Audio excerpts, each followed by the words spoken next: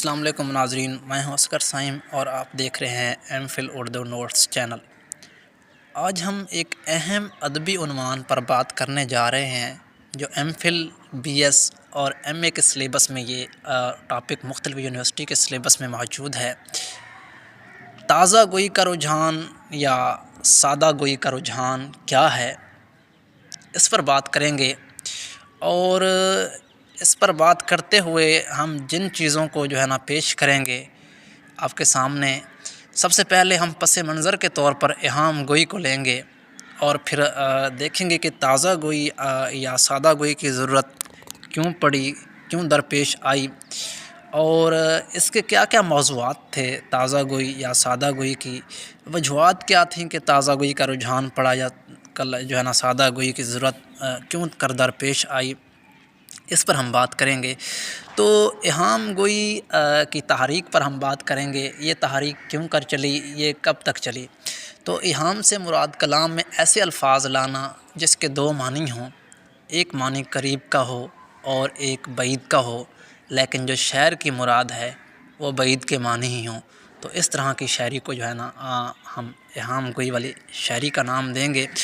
اور ایہام گوئی کی تحریک یہ 20 سال تک چلی تھی یہ تحریک۔ اب ایہام گوئی کی اگر میں آپ کے سامنے مثالیں پیش کروں تو جملے میں نواب آئے بھاگ آئے، اگر کوئی نواب کسی غریب کے گھر چلا جائے تو اس کے بھاگ قسمت کھل گئی،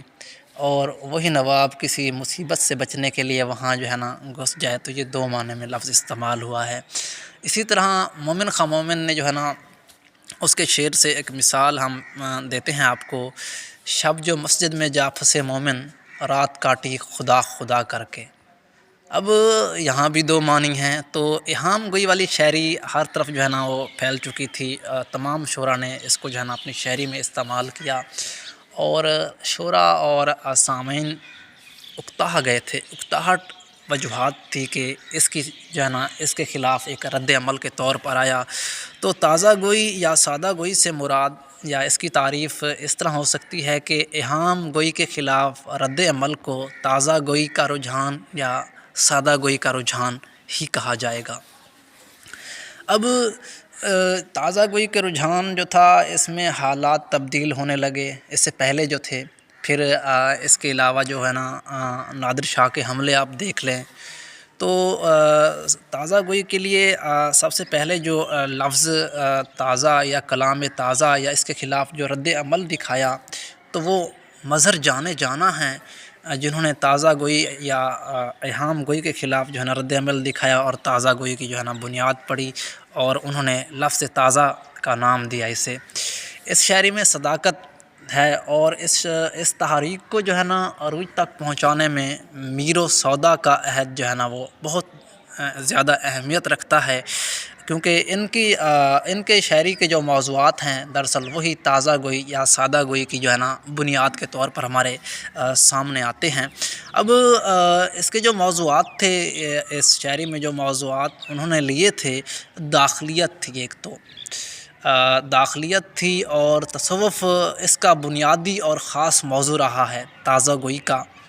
اور پھر زندگی کی بے ثباتی بھی اس میں ایک اہم موضوع ہے، سوز و گداز اور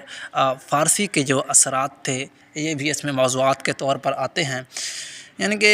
تازہ گوئی یا سادہ گوئی میں کلام پیش کیا گیا تو دراصل معنی وہ فطرت کے مطابق ہوں، کہ الفاظ یا کلام ایسا لایا جائے جو فطرت کے مطابق ہو، اس میں غیر حقیقی کوئی چیز نہ ہو، کیونکہ ایہام گوئی میں غیر حقیقی چیزیں تھیں، تو تازہ گوئی کا اصل کام کہ حقیقت سے آشنا کرانا تھا، تو اس لیے یہ تحریک ہمارے سامنے آئی، تازہ گوئی یا سادہ گوئی کا رجحان۔ امید ہے کہ آپ کو پس منظر کے طور پر تازہ گوئی یا سادہ گوئی کی تحریک کا رواج کیوں پڑا، اس کی کیا کیا وجوہات تھیں، یہ کس تحریک کا رد عمل تھی، اور کس نے پہلے کلام تازہ کا لفظ استعمال کیا، کس نے پہلے رد عمل کے طور پر اس شاعری کا شاعری کے خلاف کلام تازہ لائے، مظہر جانا، اور دیگر پہلو میں نے آپ کے سامنے پیش کیے۔ اگر اس حوالے سے آپ کا کوئی سوال ہو تو ضرور کیجیے گا، تب تک کے لیے اللہ حافظ۔